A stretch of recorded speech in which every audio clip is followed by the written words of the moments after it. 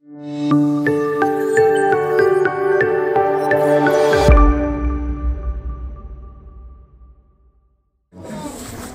kabarnya semuanya?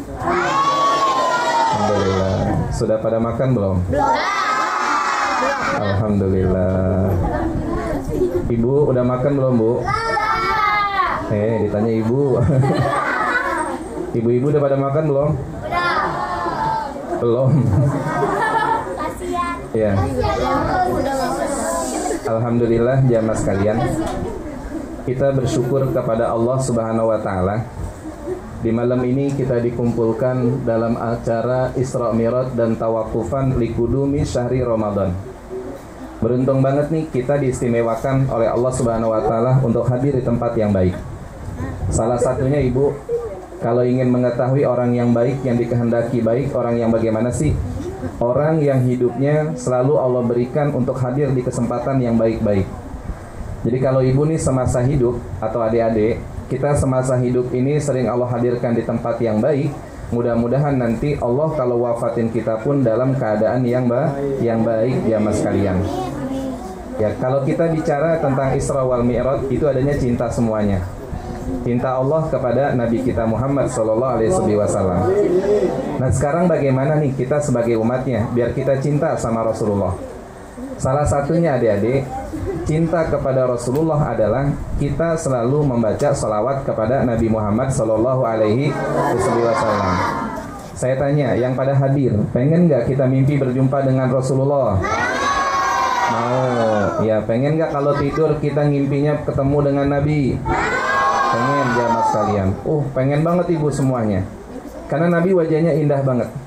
Ya, Rasulullah itu wajahnya sangat luar biasa. Pernah Sayyidatina Aisyah ibu, beliau lagi jahit nih adik-adik. Tahu kan jahit adik-adik? Tahu. Ketika lagi menjahit ibu, jarumnya jatuh, lampunya mati. Orang zaman dulu lampunya nggak pakai lampu begini. Dulu pakai lampunya lampu patromak, lampu tempel. Ya adik-adik belum pernah ngerasain lampu tempel. Kalau ibu-ibu ngerasain nggak lampu dari botol sari akar pakai minyak tanah? Ya ngerasain jamaah sekalian kalau ibu-ibu kita. Nah itu adik-adik lampunya mati. Ya lampunya mati. Terus kan jarumnya kan kecil. Dicari jarum itu nggak ketemu-ketemu. Ketika dicari jarum tersebut nih adik-adik, tiba-tiba itu cahaya terang banget masuk ke kamarnya Sayyidatina Aisyah radhiyallahu anha, yaitu istrinya Nabi Muhammad SAW. Nah Sayyidatina Aisyah itu beliau mengambil jarum dengan begitu mudahnya, sampai beliau bilang seperti ini. Ya ini dari mana cahaya? Kan lampunya mati, kok ada cahaya terang banget? Beliau ngambil jarum, lalu beliau lihat di balik pintu, ternyata siapa lagi berdiri? Nabi kita lagi berdiri mengeluarkan cahaya yang begitu terang dari tubuhnya Nabi Muhammad SAW. Tuh, Rasulullah jamaah sekalian, indah banget Nabi. Nabi nih kalau keluar keringat di wajahnya beliau, Rasulullah nih adik-adik, kalau keluar keringat di wajahnya beliau, itu Nabi kita seakan-akan mutiara berlian yang jatuh daripada wajah yang indahnya Nabi Muhammad SAW. Kalau tersenyum, Rasulullah nih kalau tersenyum, itu subhanallah ibu, Nabi kalau tersenyum seakan-akan mutiara keluar dari bibirnya Nabi Muhammad SAW. Ayo salu ala Nabi Muhammad, Allahumma salli wa sallim wa barik alaihi.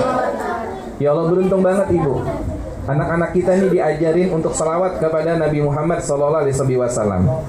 Dulu ada cerita daripada Sayyidina Hasan Al-Basri. Sayyidina Hasan Al-Basri adik-adik pernah didatengin sama nyai-nyai, sama ibu-ibu. Ya sama ibu-ibu, datang sama Sayyidina Hasan Al-Basri, seorang ulama di masanya, khairut tabi'in, sebaik-baiknya tabi'in. Ya ketika datang ibu-ibu tersebut ditanya, ada apa ibu? Saya pengen banget ngimpiin daripada anak putri saya yang udah meninggal dunia. Kayak kita nih, kalau ada orang tua kita, keluarga kita yang meninggal, pengen gak kita ngimpiin adik-adik? Pengen banget. Iya, tuh. Jadi yang namanya ibu-ibu datang kepada Sayyidina Hasan Al-Basri.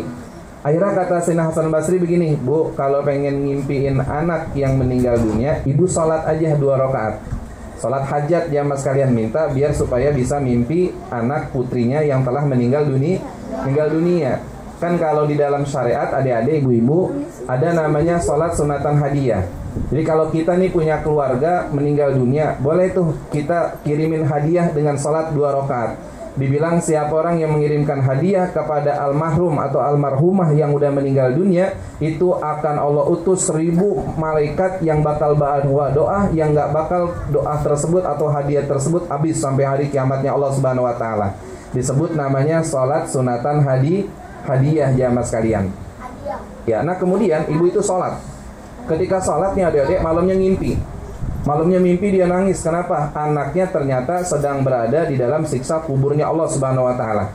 Akhirnya ngadu sama Sayyidina Hasan Al-Basri. Sayyidina Hasan, gimana anak saya lagi diazab oleh Allah Subhanahu Wa Taala dalam kuburnya? Kata Sayyidina Hasan Al-Basri, doain aja ibu. Pas malam kedua nih ibu, Sayyidina Hasan Al-Basri ngimpiin lagi. Ngimpinya bagaimana? Ternyata anaknya lagi berada di taman-taman surganya Allah Subhanahu Wa Taala. Ya, kalau kemarin kan berada di dalam lubang api neraka disiksa oleh Allah, terus di hari yang kedua ternyata berada di taman-taman surganya Allah Subhanahu Wa Taala. Akhirnya Sayyidina Hasan Al-Basri kan nanya, "Neng, kemarin emakmu ngimpi kau lagi berada di dalam siksa azab api nerakanya Allah Subhanahu Wa Taala. Kau sekarang ada di surga." Apa kata wanita tersebut? Alhamdulillah, tadi pagi nih ada seorang anak muda lewat kuburan kami, itu lewat kuburan sambil baca Allahumma sholli ala sayyidina Muhammad wa ala sayyidina Muhammad. Satu doang, itu seluruh kuburan yang ada di lingkungan kami yang lagi diazab, bukan saya doang, katanya anak wanita itu, bahkan 500 orang yang sedang di kuburnya disiksa oleh Allah, dengan satu selawat kepada Nabi, kuburnya semuanya dijadikan taman-taman surganya Allah Subhanahu Wa Taala. Ya, saya tanya, kalau lewat kuburan pada baca salawat kepada Nabi enggak? Ayo, numpang. Anak ini mau lewat gitu ya. Iya, assalamualaikum ya ahlul kubur, gitu bacanya. Atau Allahumma sholli ala sayyidina Muhammad wa ala ali sayyidina Muhammad. Ustadz pun adik-adik ketika lagi belajar di Hadrul Maut, daerah Yaman sana, Timur Tengah. Ustadz belajar di sana, alhamdulillah belajar 4 tahun kurang lebihnya. Ketika belajar di sana, ada cerita dari guru kita. Itu ceritanya ada guru namanya Al-Habib Muhammad Al-Hadar. Gurunya Habibana Umar bin Habib, gurunya saya. Pada saat itu jamaah sekalian, Habib Muhammad Al-Hadar didatangin sama anak muridnya. Guru, katanya, ada apa? Saya ngimpi berjumpa dengan orang tuamu. Apa yang dikatakan orang tuaku? Kata Habib Muhammad Al-Hadar, kata orang tuaku, semenjak engkau ada baca maulid di lingkungan kamu, di lingkungan dirimu nih, kalau ada maulid di kampung kita, itu seluruh kuburan yang lagi pada diadab, kuburnya dijadikan taman-taman surganya Allah Subhanahu Wa Taala. Makanya ibu beruntung banget di kampung kita nih ada anak-anak yang baca maulidnya Nabi Muhammad Sallallahu Alaihi Wasallam. Apalagi nih perkumpulan yang baik. Makanya jamaah sekalian, salah satu orang yang dirindukan oleh Rasulullah siapa sih kalau pengen tahu? Pernah adik-adik salah satu dulu di kota Shibam, di Hadramaut juga ceritanya.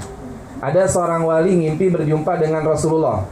Kata wali ini begini, saya berjumpa dengan Nabi. Kata Nabi bilang begini, kirim salam aku kepada si Fulan, katanya. Nah kata wali tersebut, siapa si Fulan itu nih, katanya. Mungkin dia seorang wali besar, seorang ulama besar, atau seorang yang mempunyai ilmu yang banyak. Ketika datang adik-adik, wali tersebut ke rumah yang disalamin oleh baginda Nabi Muhammad SAW, ternyata siapa? Ternyata seorang guru ngaji lagi ngajarin alif ba ta sa, jamaah sekalian. Akhirnya dia heran, dia tanya, Assalamualaikum, waalaikumsalam, Ustadz, ente disalamin sama Rasulullah. Nangis langsung jamaah sekalian. Nangisnya kenapa? Saya hanya guru ngaji. Apa kata wali tersebut? Justru salah satu orang yang dirindukan oleh Rasulullah adalah seorang guru-guru yang mengajarkan alif ba ta sa kepada anak-anak kecil, jamaah sekalian. Makanya Masya Allah banget, guru kita yakin jamaahkan Ustaz Sufyan, beliau sekarang sedang bersama dengan Nabi Muhammad SAW. Nggak ada satu yang mulia selain orang yang ngajarin ilmu agama kepada umat-umatnya Nabi Muhammad SAW. Terus bagaimana lagi jamaah sekalian? Beruntung banget ibu, kita dikumpulkan di majlis-majlis ilmu seperti ini. Ya salah satunya kita lihat nih ya, kita lihat dalam majlis-majlis yang ada. Pernah satu saat Sayyidina Abdullah ibnu Mas'ud datang sama Rasulullah. Kata Nabi begini, ya Abdullah ibnu Mas'ud, orang duduk doang di majlis ilmu, duduk doang nih bu, duduk, paham nggak paham, pokoknya datang di majlis ilmu. Makanya saya sering nanya sama ibu-ibu di kampung saya. Di sini kalau ibu-ibu yang nyai-nyai sama ibu-ibu pada ada pengajiannya nggak ibu? Ibu ada pengajiannya nggak yang nyai-nyai di sini? Ada. Saya tanya ibu, kalau yang datang pengajian yang paling dulu ibu-ibu yang masih muda-muda apa yang udah nyai-nyai? Yang udah nyai-nyai. Iya, saya ngajar ibu-ibu di sana majlisnya ada yang hari Senin, ada yang hari Rabu, ada yang hari Kamis, ada yang hari Jumat, ada yang hari Minggu. Itu jamaah sekalian. Saya pernah nanya ada nyai-nyai, "Nyai, kenapa sih datangnya cepat banget? Kan ngaji mulai jam 10. Kenapa nyai jam 9 udah datang?" Ya, nyai enak banget jawabnya. "Iya, Aji, kan kita mah orang Betawi aja nih." Jawabnya, "Iya, Ji, nyai mah datang cepat pengen nyari tembok sama tiang buat selenderan sama bonjoran." Iya, banyak kan? Banyak jamaah sekalian. Ibu-ibu nggak tahu di sana senderan sih kagak, orang agak ada temboknya. Ya paling blonjoran dia di sana. Iya, dia blonjoran. Ternyata apa? Nggak jadi masalah. Mau ngaji, mau senderan kek, mau blonjoran kek, mau ngaji tidur kek, nggak jadi masalah jamaah sekalian. Lebih baik kita ngaji tidur daripada tidur kagak ngaji-ngaji. Iya, ada nggak orang yang datang ngaji tidur, datang ngaji tidur, datang ngaji tidur? Iya. Pokoknya kalau dia ngaji nyari di tembok. Pernah dulu ada seorang nyai, itu ngajinya rajin banget. Ketika ngajinya rajin nyai tersebut adik-adik, pokoknya kalau ditanya nyai ngaji dapat apa lah, nyai mah yang penting ngaji udah. Iya, nyai mah yang penting ngaji, mau paham nggak paham yang penting nyai mah ngaji. Ya nyai ngapain ngaji lah, ngaji aja nyai mah, demen aja sama ustadznya, demen aja sama ustazahnya gitu jamaah sekalian. Akhirnya nyai itu meninggal dunia ibu. Ketika nyai meninggal dunia adik-adik kan ditanya sama malaikat, "Marrobuka wa manabiyuka wa makiblatuka wa ma ikhwanuka." Ditanya semuanya, nyai dengan senyuman indah jawabnya apa? "Rombongan malaikat," katanya. Ya rombongan. Rombongan siapa bu? Rombongan ustazah, rombongan ustadz, rombongan kiai, rombongan ulama. Emang kenapa? Almar'u ma'aman ahad. Kita mah kalau ngaji walaupun nggak bisa, nggak paham, yang penting ngaji. Itu pahalanya apa? Dibilang duduk doang di majlis ilmu walaupun nggak paham, pahalanya seperti memerdekakan 1000 hamba sahaya jamaah sekalian. 1000 hamba sahaya. Terus yang kedua, kita mandang guru aja nih bu, mandang guru di majlis ilmu, guru kita pandangin, itu artinya apa? Pahalanya lebih baik daripada menafkahkan 1000 ekor kuda di jalan Allah Subhanahu wa Ta'ala. Makanya kalau ngaji udah kagak paham, ngeliat baca kitab nggak bisa, liatin aja gurunya, udah liatin. Iya, liatin aja gurunya ibu, liatin aja tuh gurunya. Emang kenapa liatin gurunya? Ada namanya bu, ada namanya dikatakan silsilatun nadhar. Kalau dalam ilmu bu ada namanya silsilatul majlis, silsilatul musafahah, ada silsilatul nadhar. Ada namanya mata rantai majlis seperti ini. Artinya ibu, bapak, adik duduk sama saya. Saya pernah duduk sama guru saya. Guru saya pernah duduk sama gurunya sampai duduknya kepada para sahabat Nabi. Sampai duduknya kepada Nabi Muhammad Sallallahu Alaihi Wasallam. Kayak kita sama bu, kita di sini saya pernah mandang guru saya, ibu mandang saya pernah mandang guru saya pernah mandang gurunya, sampai akhirnya para sahabat pernah mandang Nabi Muhammad Sallallahu Alaihi Wasallam. Makanya kalau ngaji jamaah sekalian, siapa orang yang mandang wajah gurunya, itu dikatakan jamaah sekalian pahalanya lebih baik daripada menafkahkan 1000 ekor kuda di jalan Allah Subhanahu Wa Taala. Berarti kalau ekor kuda satunya harganya 50 juta dikali 1000 berapa duit jamaah sekalian? Berapa? Oh 5 juta di kita sama. Orang 50 juta. Iya pokoknya MM-an dah. Anggap dah jamaah sekalian misalnya 5 triliun.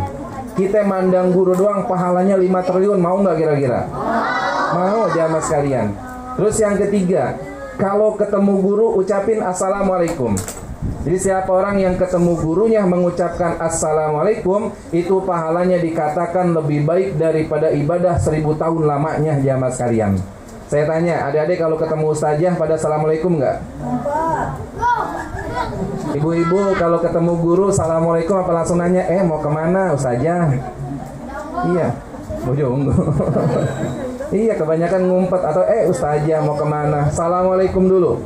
Kita yang ngucapin assalamualaikum kepada mereka, para guru-guru kita, pahalanya lebih baik daripada 1000 tahun kita ibadah di jalan Allah Subhanahu wa Ta'ala.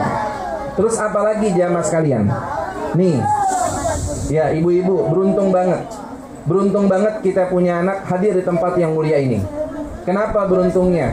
Pernah ada satu cerita.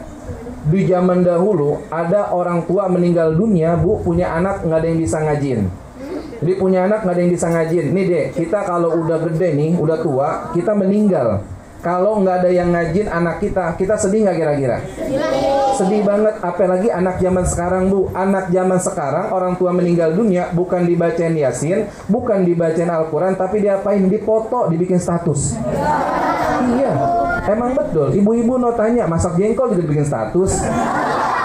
Iya, teman-teman merapat gitu pasti deh. Iya, ibu-ibu zaman sekarang kan begitu, dikit-dikit bikin status, ya nggak adik-adik? Iya, sekarang mah kita kalah sama mak kita. Iya, mak kita dikit-dikit status dia. Iya, mau ke puncak aja, OTW puncak, langsung ya. Iya kan, jamaah sekalian. Ya jadi seperti itu. Nih kita nih jamaah sekalian, ya ibaratnya ngaji seperti ini. Ya pernah dulu ada orang tua meninggal dunia, nggak ada anaknya yang bisa bacain Quran. Karena anak zaman sekarang nggak kayak anak zaman dulu. Kalau anak zaman dulu ada nggak HP? Ibu dulu masih kecil ada HP nggak? Saya bu kelahiran 83, itu 90, tahun 90. Itu tahun 90 saya main HP, tapi main HP dari kaleng susu pakai benang kenur. Halo, iya. Halo, iya. Iya kan? Iya doang, ngerasain nggak? Nggak ngerasain ente mah. Ente mah nggak bakal ngerasain. Enggak dah, ente nggak bakal ngerasain. Ya ente nggak bakal ngerasain. Saya tahun 98 aja mau ada 20.000 itu baru pakai HP, itu juga Nokia HP-nya. Iya kan? Nokia, Asia, apa namanya? Asia kan, yang 1000 berapa jam gitu. Iya, zaman sekarang dulu nggak ada HP, dulu pakai HP-nya dari kaleng susu pakai benang kenur. Halo, yo. Anak zaman dulu nggak ada yang main-main HP kayak anak zaman sekarang. Anak zaman dulu mainnya bola kasti, bekel, main potokan, main apa lagi itu namanya, main bola kasti, main bola apa lagi itu yang dicungkel gitu, gitu. Main kelereng. Ya banyak dan anak zaman dulu mah main congklak tuh anak zaman dulu adik-adik. Anak zaman dulu ngajinya rajin-rajin. Kalau habis maghrib nih bu, sebelum maghrib itu tas udah sampai di tempat-tempat majlis semuanya. Iya nggak?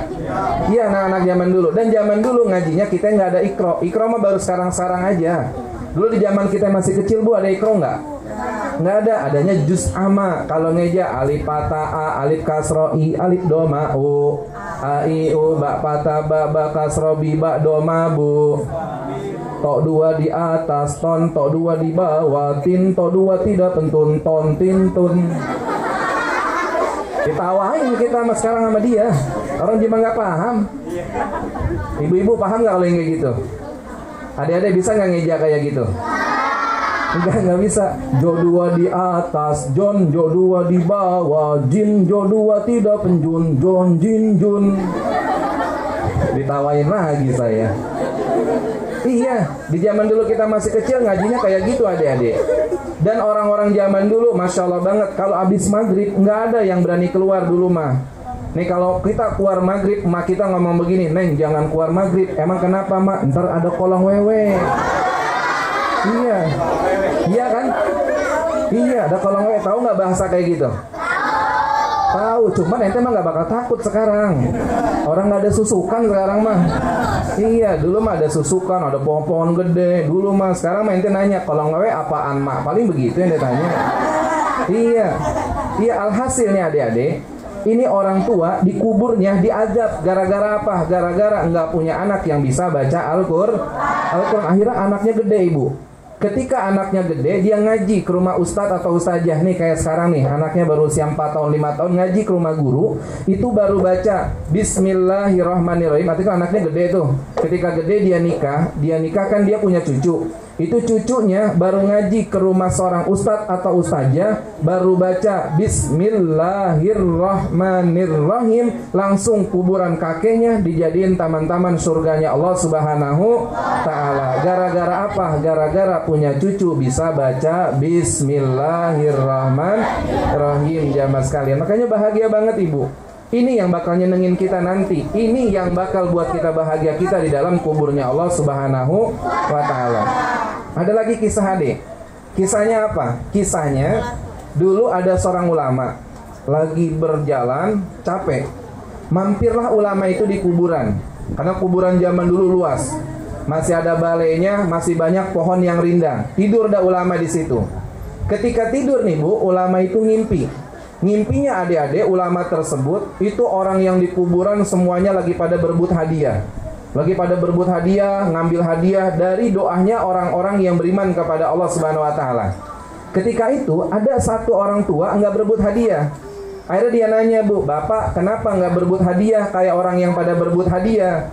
Kata si bapak tersebut, Alhamdulillah wahai ulama, saya punya keturunan, saya punya anak sekarang lagi baca Al-Quran. Jadi saya mah nggak butuh hadiah dari orang lain. Alhamdulillah anak saya sering rajin mengirimkan doa bagi saya. Nah setelah itu jamaah sekalian, udah tuh ulama itu setelah sekian bulan ibu tidur lagi di tempat yang sama. Tapi masalahnya orang tua yang kemarin nggak berebut hadiah, tiba-tiba berebut hadiah. Akhirnya dia tanya, kenapa bapak berebut hadiah? Sekarang nggak kayak dulu, nggak berebut hadiah. Kata si bapak apa adik-adik? Karena sesungguhnya anak saya yang biasa ngirimin doa sekarang udah meninggal dunia jamaah sekalian. Makanya Masya Allah banget. Makanya didik anak-anak kita nih, biar anak keturunan kita bisa pada baca Al-Quran. Terus apalagi jamaah sekalian, intisari daripada peringatan Isra dan Mi'raj adalah kita jangan pernah ninggalin ibadah salat. Oh dulu ada Sayyidina Abu Bakar As-Siddiq pengen nyolatin jenazah. Baru pengen takbir, Allah, kurung batangnya langsung goyang. Kira-kira ente kalau ada kurung batang goyang pada kabur nggak? Kabur. Iya, kurung batangnya goyang ibu. Lalu sahabat ngebuka kurung batang tersebut, ada ular lagi ngelibet daripada jenazah tersebut. Jadi ular gede banget dilibet. Sayyidina Abu Bakar pengen ngambil kayu, pengen ngebunuh ular tersebut. Dengan izin Allah, itu ular bisa ngomong.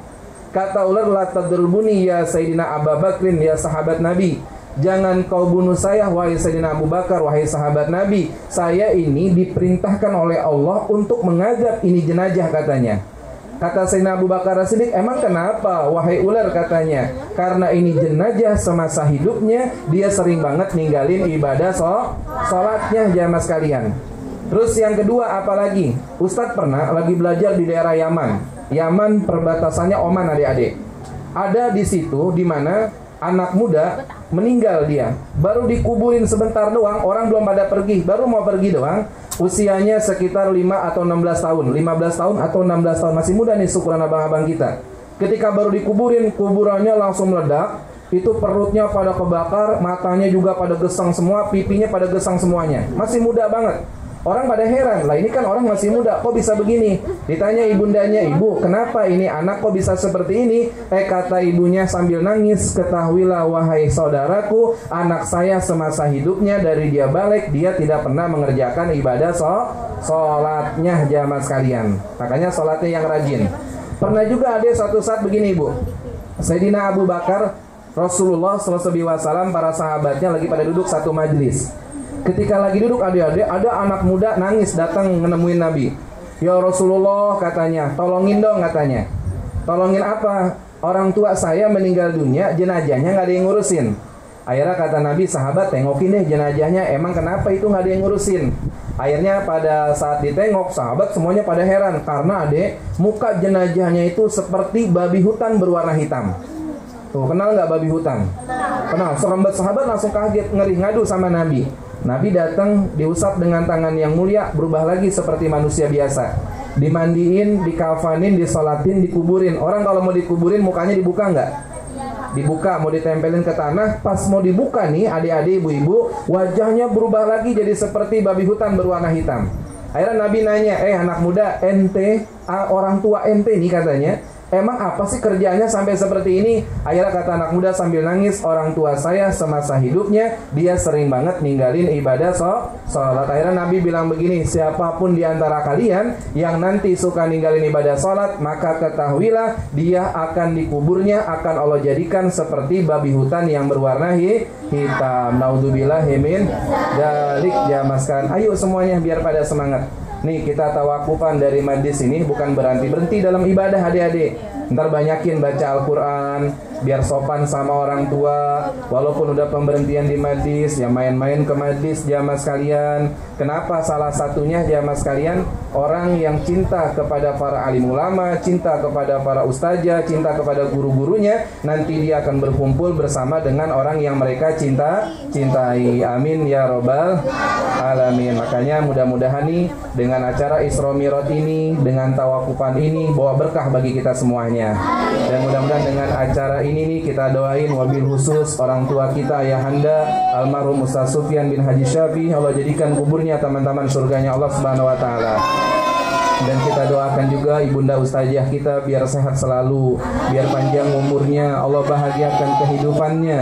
Dan kita doakan beliau agar mudah-mudahan bisa hadir di depan Ka'bah Al-Mukarramah, dan beliau bisa ziarah ke makam baginda Nabi besar Muhammad SAW. Dan mudah-mudahan beliau selalu sabar dalam menghadapi dakwah yang mulia ini. Dan mudah-mudahan yang hadir semua di sini Allah sehatin badannya. Dan mudah-mudahan ya Allah segala wabah virus corona diangkat oleh Allah Subhanahu wa taala. Dan mudah-mudahan dengan hadir malam ini kita semua bisa tidur mimpi berjumpa dengan Nabi Muhammad sallallahu alaihi wasallam. Doain orang tua bareng-bareng, Rabbi ghfirli warhamhuma kama rabbayani shaghira, Rabbi ghfirli wa liwalidayya warhamhuma kama rabbayani shaghira, Rabbi ghfirli wa liwalidayya